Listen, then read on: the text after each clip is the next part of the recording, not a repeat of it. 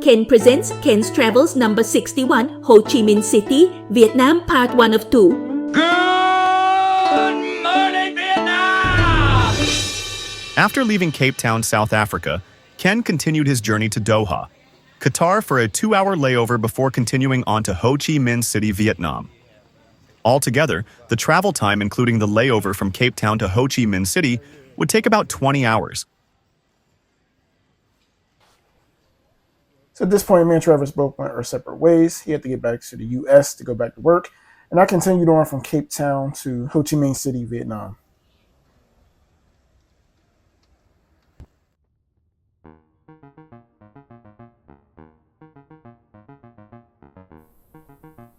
Now here on my airport transfer, just arriving in Vietnam, on my way headed to the place that I'll be staying at, the Landmark 81.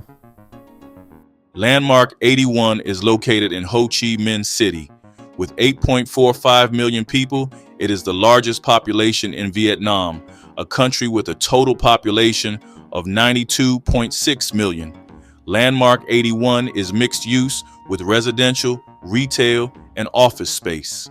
Its attractions include a 6-floor shopping mall, indoor ice skating rink, IMAX movie theater and game center in the base, a 450-room hotel, and a 360-degree observation deck.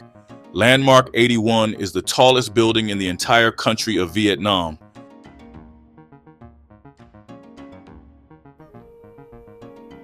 Now this is the Airbnb that I stayed at, a really beautiful upscale area part of town in Vietnam.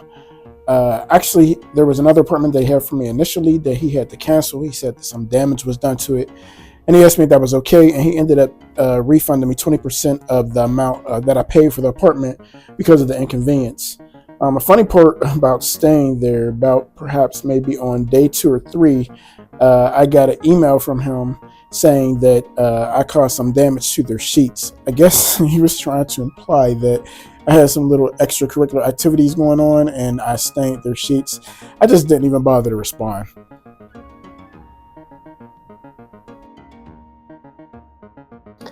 One of the oddities of being in Vietnam was, for the first time in my life, I felt as if I was rich. I was carrying millions of dollars. It was Vietnamese dollars, but still.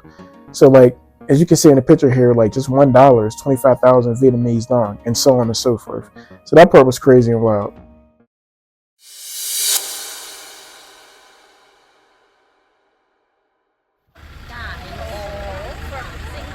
Are you ready?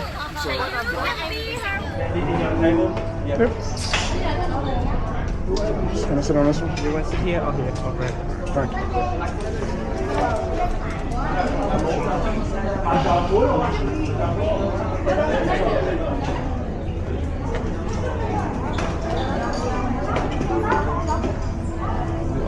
I will tell you some information about the dinner. Yeah. What's up, man? The buffet will be start now. You can get the food. So drink not loaded. If you want to drink, you buy yourself. Mm-hmm. Okay. And the boat will be moved around Saigon River at 7:45. Alright, you said just go to the buffet? Yeah. Okay. Alright, movie. Now you can get food already. Okay, thank you.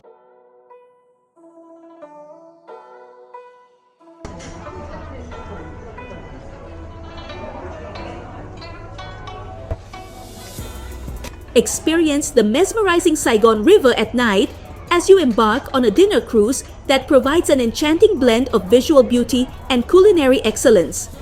Watch as the city transforms into a radiant beacon amidst the night's embrace.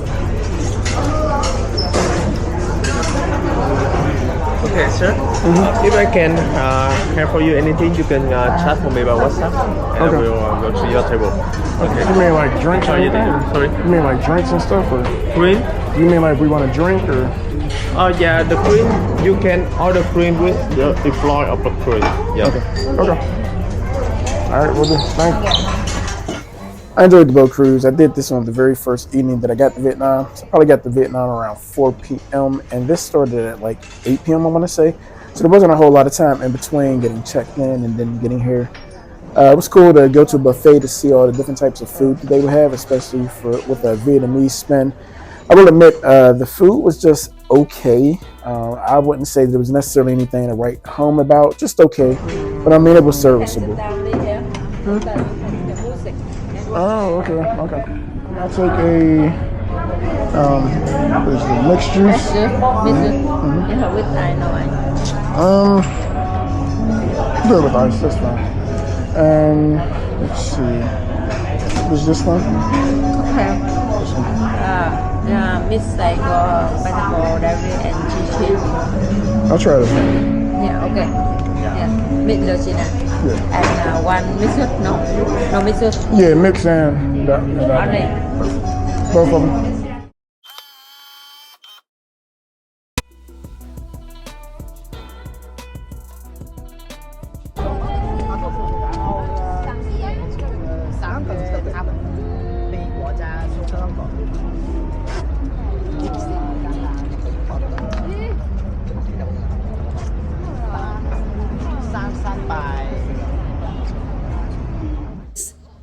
Traverse the shimmering ripples of the Saigon River, savoring a delightful dinner in the company of your cherished companions. Listen to talented musicians play live music. Try an array of spectacular dishes from the buffet or a set menu if the buffet is fully booked. Sail against the backdrop of the city's stunning skyline, a scene that's nearly impossible to resist.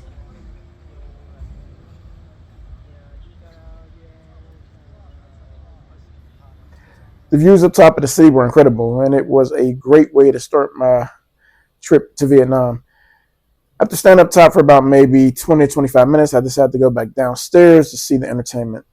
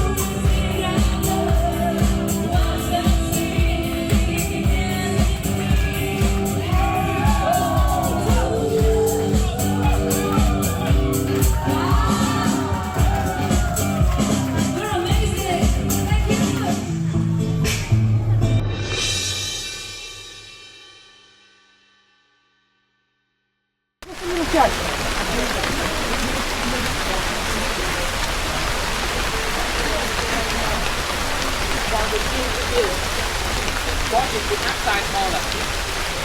This is the sense smaller, shorter. More rope used to be. Now we must make it bigger for tourists. That's a way to get the tunnels right there. Tunnel system, where to get in, and it's 20% high already by concrete for tourists. We'll go that way some later. You can have a look right there. Go that side. Just walk in right there. Go this side behind Kevin.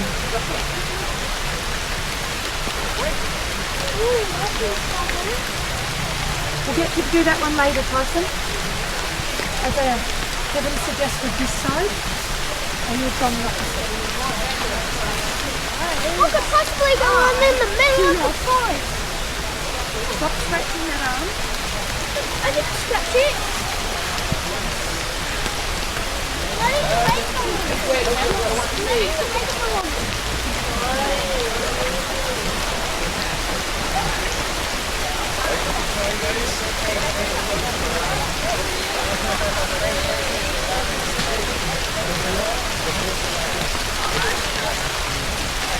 Okay, around please. Open the cycle around the fence. Have a look on this. Come closer, we'll show you this. Ladies and gentlemen, you are standing in the new jungle. You see all the trees are so tiny, young plantation. Maximum 20 years old, maximum. We are looking at one of the original spots where we injured some GIs. I say injured. Ooh. Because making traps were not to kill. Told you about injury. Slow them down. These are bamboo materials. Right here, the first one. Another one we show you later. The bomb fragments, the metal, much stronger, lasts longer. And as I told you earlier, on the top of this spire, there used to be human waste, shit. The tunnels of Cu Chi are an immense network of connecting tunnels located in the Cu Chi district of Ho Chi Minh City and are part of a much larger network of tunnels that underlie much of the country. The Cu Chi tunnels were the location of several military campaigns during the Vietnam War and were the Viet Cong's base of operations in 1968. The tunnels were used by Viet Cong soldiers as hiding spots during combat, as well as serving as communication and supply routes, hospitals, food and weapon caches, and living quarters for numerous North Vietnamese fighters.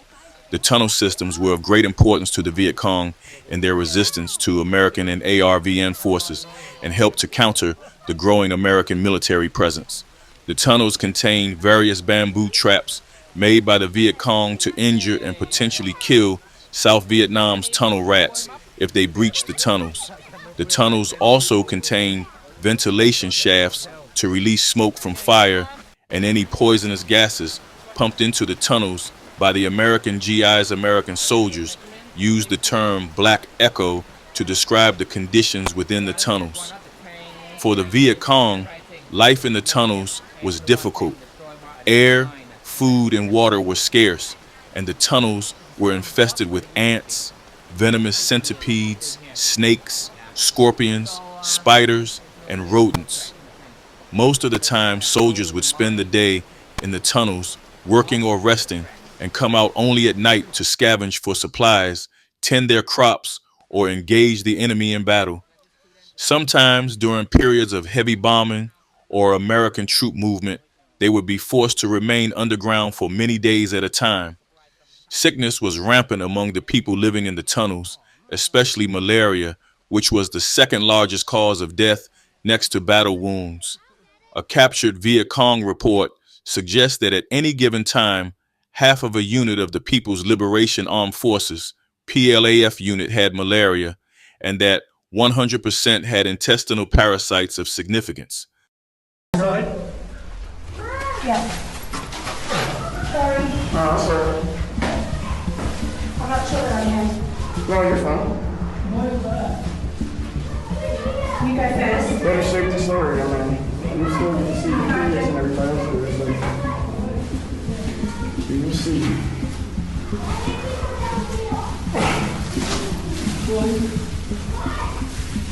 Oh, Jesus Christ. Oh, you know what? Oh, my God. Oh, you know what? I don't know if I want to do this either.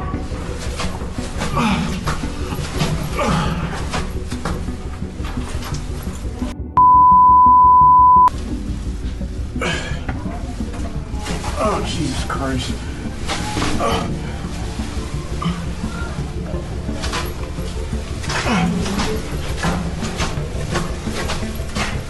Oh, what the crawling?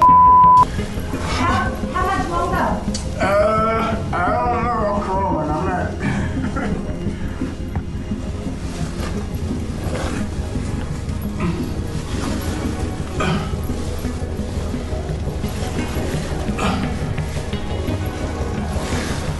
Alright.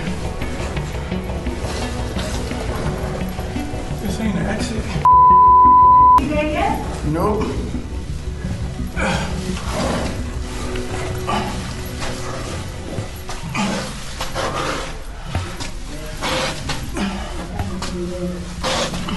Give me a shout when you get to 20. Okay.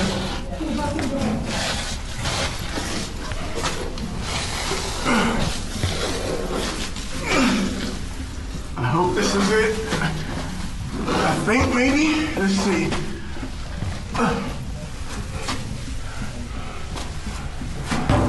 All right, I'm here. It's not too far, but.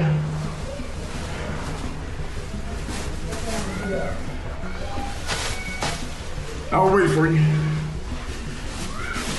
Hello. Hello. Hello? Hello, keep moving. Hello. Hello? Keep moving. Keep walking? Yeah, keep moving. Okay, I'm gonna get out. Yeah, get out. All right, yeah, you can get out right here. Yeah. Get out. Rick. All right, so I think there's like 100 meters. This you can do. I'm all in cramping there, so I'm only doing the first 20. Oh, thank God. Man, what better way to experience the Vietnam War to be actually where it took place in the jungle, in the rain, in the mud. It just made it like truly immersive. Not to downplay the seriousness of it, but it just made it all that much more realistic. Going through the tunnels wasn't fun. It was cramped in there. It was tight. But I'm glad that I experienced it.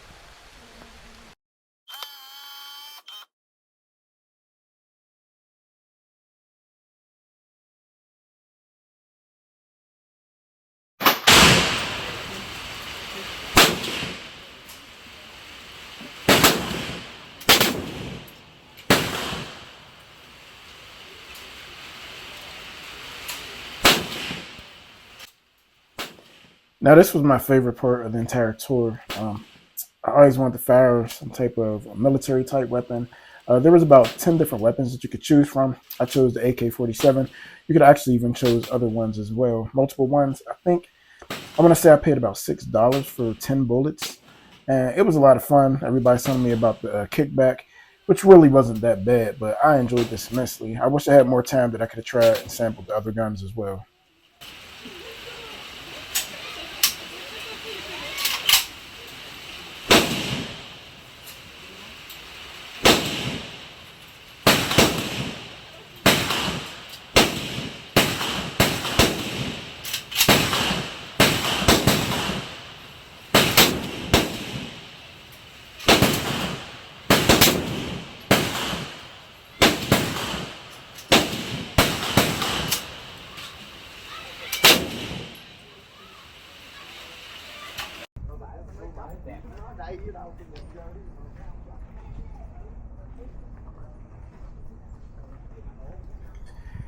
All right, so at this point we are leaving the Coochie tunnels and we are headed to the Mekong Delta River. About to get on this motorboat to get onto the river, and there's like 4 different islands in this area that are named after 4 animals in Buddhist writings: dragon, unicorn, phoenix, and turtle. Now, some of these islands have different things to do. They have places to stay, and they also have different things that they sell. Certain, like one place we went to, there was like a candy factory, a candy shop. I didn't record any of that, but then they sell some other things too at the different islands. Like I said, they do different things, and you'll see some of the things that they do coming up.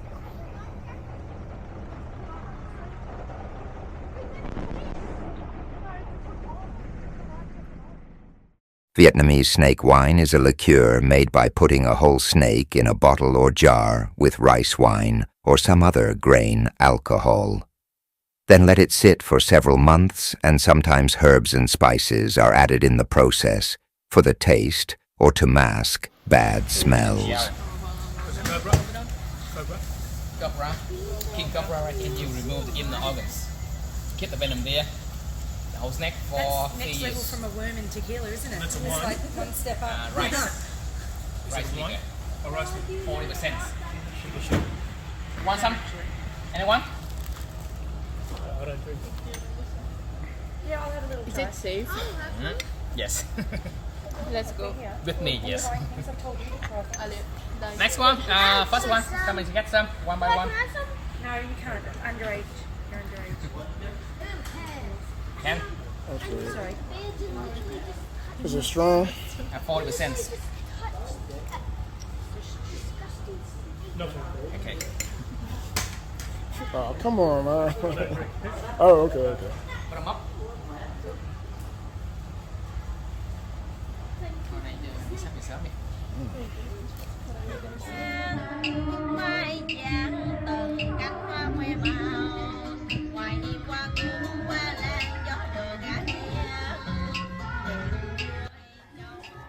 Now this part here was cool. They gave us some fruit, grapefruit, and then they came and sang and performed for us.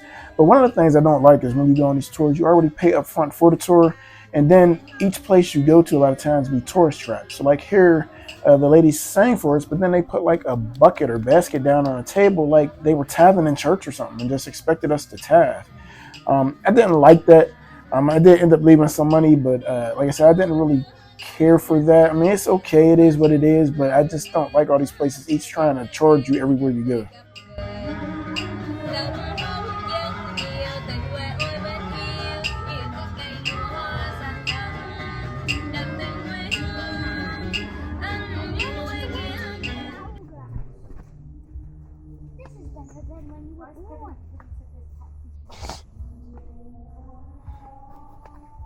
What are you laughing at? What you just said.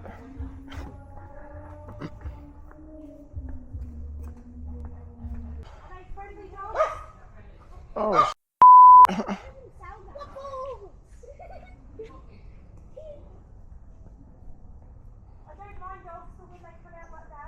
what does that smell? One of my favorite parts about going on tours is the people that you meet that go on a tour along with you. So in this instance, I met this wonderful interracial couple from Australia, a white mother, an African-American father, and their 2 adorable kids. We just had such a good time together in that day, and I hated at the end of the day when it ended that we had to separate from each other.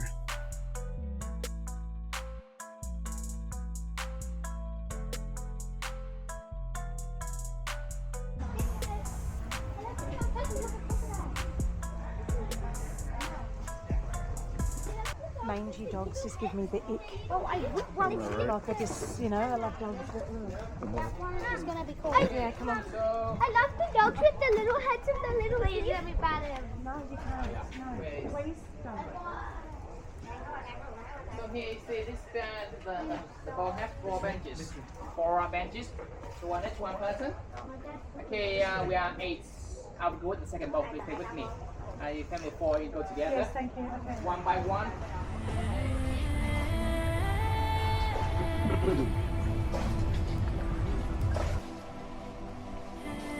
One of the world's great waterways, the mighty Mekong River cuts right through the heart of Southeast Asia, flowing through 6 countries in total and harboring an astonishing array of wildlife, landscapes, and cultures along its banks. The Mekong River is the 12th longest river in the world, flowing from high up in the Tibetan Plateau all the way to the South China Sea, some 4,500 kilometers from its source. It drains an area of almost 800,000 kilometers squared and traverses multiple countries, including China, Myanmar, Laos, Thailand, Cambodia, and Vietnam. The river is fed by the melting snow waters of the Tibetan Himalayas and starts its journey through the steep mountain gorges of China's Yunnan province. Over 60 million people depend on the Mekong for their primary source of income or sustenance, whether it be through fishing or agriculture, making it essential to the livelihoods of many.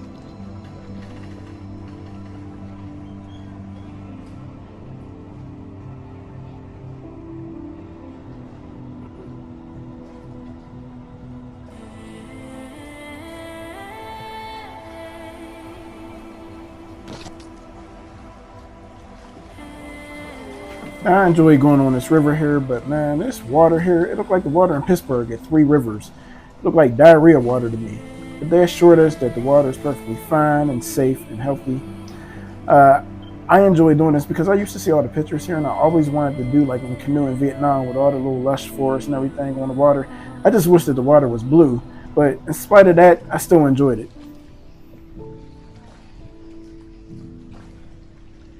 Like 5 years already. Can you hold them? Yeah, one by one. Can I hold them? Oh, just listen. One by one. Okay. What do you mean by friendly bees? Bees that don't sting you? No. They do, but they don't. They do, but they don't. So They do sting, but they don't sting you it's though. just like a love tap. Huh?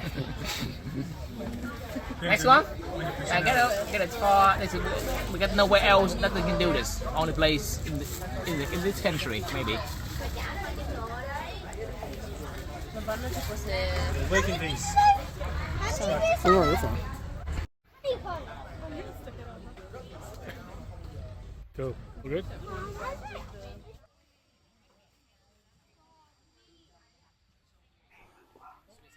Another tourist trap. After they let us see the bees, they gave us some tea, and the tea was good, and they put some honey in it. But of course, it was a tourist trap. They tried to sell us the honey afterwards.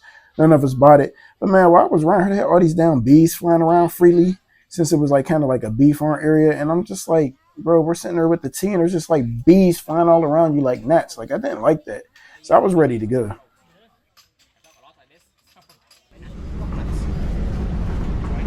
One person.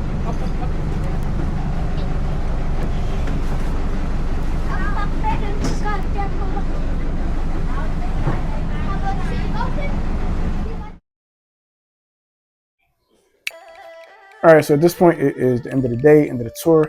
We are getting back on the motorboat to head back to the van to head back into Ho Chi Minh City.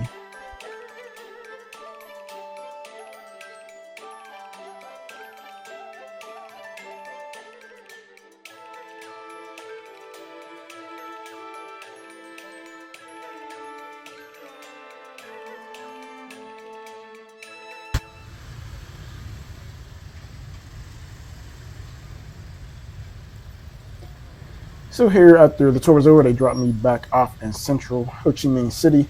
The hotel that I stayed at was in a district that most of the tours don't go to. So either they wouldn't pick me up at all, I'd have to catch a Grab, which is Vietnam's equivalent of Uber, or I would have to have them pick me up, but they would charge me like a surcharge, like an extra $10 or so. So they dropped me off downtown, and I just wanted to show you some of the traffic and things down in Vietnam. And afterwards, I went and got something to eat. I got this pho. Pho is super famous in Vietnam. I loved it. This was only about $5 American. You get so much food for so little. And actually, they had a second bowl for me as well, but it was too much, so I didn't even eat it.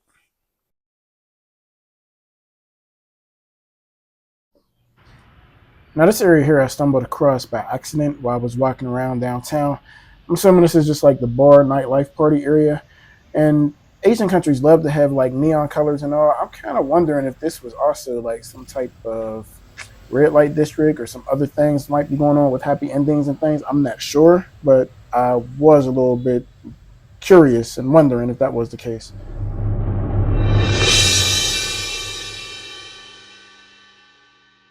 Note: you must have any visa to enter Vietnam. Cost is $25 for a single entry. Apply no later than 2 weeks before your trip. Check, recheck, then check again before submitting. All right, so when you first get to the website, this is what you're going to see. This is the site to do your e-visa for Vietnam. After that, you're going to get to this page, and this is just giving you some declaration instructions. Actually, when I did this, I don't remember seeing this part previously. I'm thinking it's something that they added since then. It's just basically want you to confirm that you agree to certain things before you can proceed. After that, we're just sitting here waiting for the page to load. And here, this was one of the most frustrating parts for me. First of all, was getting the passport image, because you have to have a passport image, a clear background. And I didn't have a photo, so I had to sit there. I had downloaded like 5 different iPhone apps to try to get a perfect photo. And then it was the size and dimensions weren't right. And then the file was too big. So it took me like an hour to finally get it right. But here, this is just more than information, just standard information that you would fill for a visa, like you had any other passports to Vietnam, things of that nature. Here, you're just going to put your passport information, then your contact information. Then they also want to know your occupation, all of that information. A little frustrating there. Here, how long you're going to be in Vietnam, where you're going to be, how long you're staying, what's your point of entry, different things of that nature. Here, just more information. And then you also have to have travel insurance. All right, so once your e-visa is approved, you will receive this letter in the email. And basically, this is your electronic visa from the Socialist Republic of Vietnam. So some of the information that they have on here is going to show how good it's valid for, your name, your date of birth. Obviously, I have that scratched out. You don't need to know my date of birth. Also, some other things that they have on here is like your passport number. I have that scratched out as well because you don't need to know my passport number, obviously. So it's just basically things that you'll hand over to Border Control or Customs once you arrive at the airport. And from there, they will approve you and let you through. Or if they don't, then you'll just be SOL. On the next episode of Ken's Travels, Ken visits the somber War Remnants Museum, rides on the back of a scooter at night in the crazy Vietnam traffic, and goes on a 11 tastings food tour.